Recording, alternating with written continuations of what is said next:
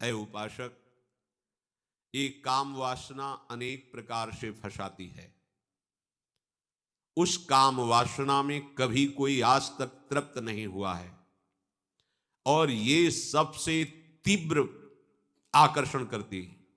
इसका जो आक्रमण होता है वो विचार के लिए अवसर नहीं रखता। ध्यान दीजिए, काम का आकर्षण विचार का अवसर नहीं देता कि आप बैठकर उस पर विचार करें। तरंगवत हुआ, समुद्रवत फैल गया और क्रिया में लगा दिया। इसलिए जो सावधान उपासक है, ये सबसे बड़ा शत्रु है।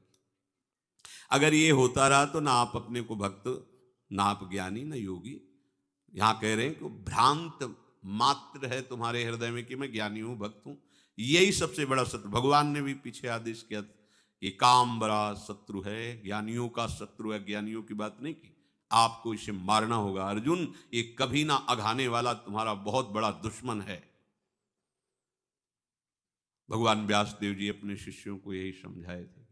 बलवान इंद्री ग्रामो विद्वानमपि कर्षति, विद्वानमपि, मूर्खो नहीं कहा। जो बड़े विद्वान हैं, ज्ञानी महात्मा हैं, उनको भी ये सावधान रहना चाहिए कि इंद्रियां बड़ी बलवान हैं, कहीं छूट न दे देना, नहीं तो गिरा देंगी। तो ये भी प्रश्न उठता है कि फिर विद्वता किस काम की, ज्ञान किस काम का, यदि ज्ञानियों को भी गिरा दे। जैमिनी जी ने कहा कि भगवान, आपकी सब बात सिरोधार्य है, पर इस पे मुझे संशय होता है। ऊपर की लाइन में था कि पुत्री, बहन, माता आदि के भी ज्यादा सानिध्य में अकेला न रहे, नहीं तो बहुत इंद्रिय बलवान है, कहीं भी गिरा सकती है। हाथ जोड़कर कहा कि भगवान, हमारे हृदय में एक प्रश्न उठ रहा है कि जो शास्त्र ज्ञानी है, जो धर्मात्मा है, जो भगवत मार्ग में चलने वाला है, वो ऐसा कैसे कर सकता है।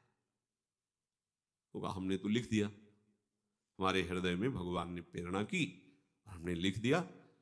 अगर आप विचार करना आपको ऐसा लगेगा तो बदल देंगे, पर अभी तो हमारे हृदय में भगवान यही प्रेरणा कर रहे हैं कि मन और इंद्रियां बड़ी बलवान हैं।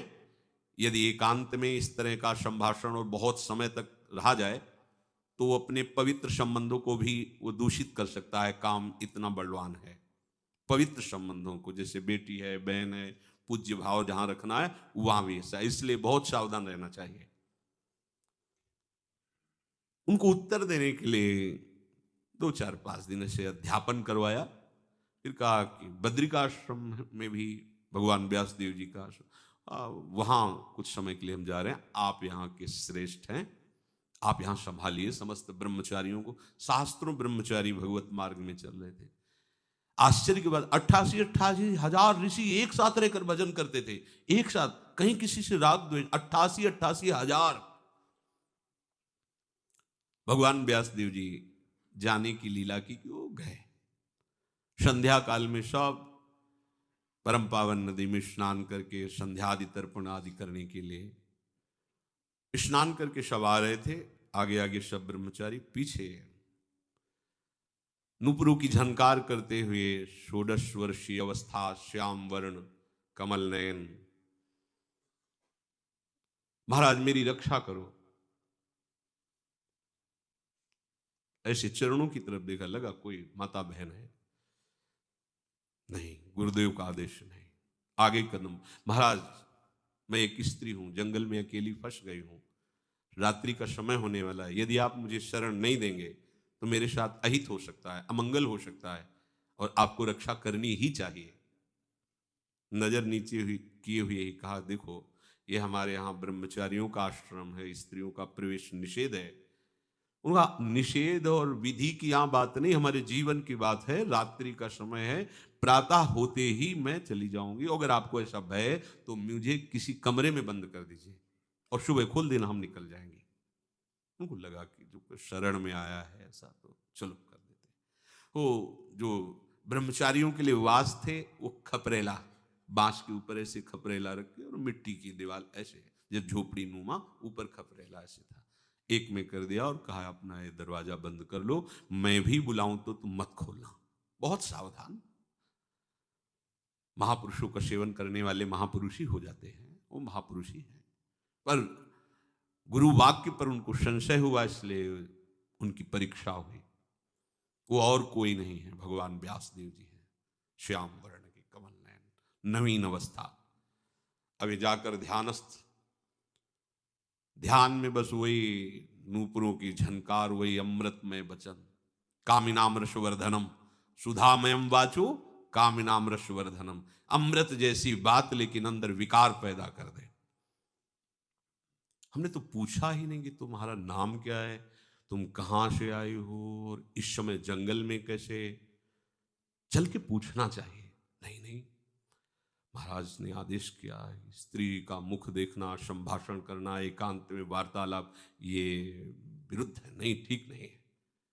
नहीं तो अपनी शरण में आई तो कम से कम गुरुदेव को बताने के लिए तो हमें होना चाहिए कि वो आई थी, अमुक जगह की थी, उसका अमुक, बड़ा चतुर है, मन बहुत चतुर है।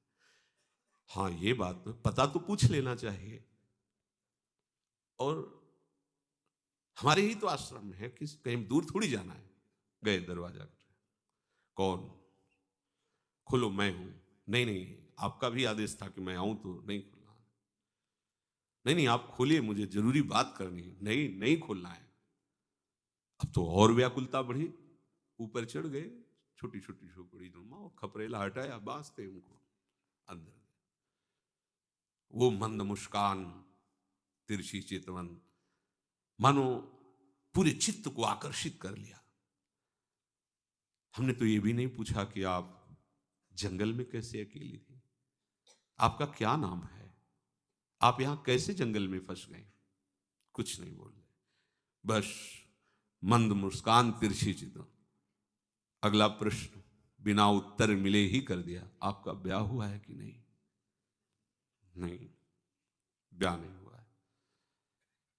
हाँ, हमारा भी नहीं हुआ है। कहां और कहां बात बदल गई।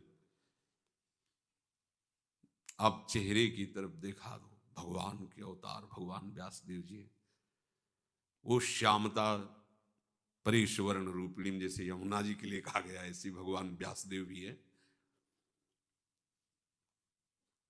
अभी ब्याह कर लेते हैं, तिथि तारीख छटवाना आगे की बात है, अभी कर ले। ब्याह तो हम भी अपना सौभाग्य मानेंगे कि आप जैसे ब्रह्मचारी हमें स्वीकार करेंगे, पर हमारी एक शर्त है, अपना मुंह काला करके हमें पीठ में यहाँ से बैठाल कर नदी के तट पे जो देवी का मंदिर, वहां ले चलो, वहीं हम आपको जयमाला पहना देंगे। सोचा रात्रि का समय है, सब ब्रह्मचारी शयन में, मुंह काला करने में क्या जाता है। मुंह काला किया, घुटने के बल हो गए, बैठे उन पे बोले चलो देवी के मंदिर में गए, 5 थप्पड़ मारे। उनका क्या ब्याह में ये भी होता है क्या? जब लौट के देखा तो भगवान व्यासदेव जी बोले, लिखा था इंद्रियाणाम बलवान, तो बलवान इंद्रिय ग्रामो विद्वान न प्रकर्षति।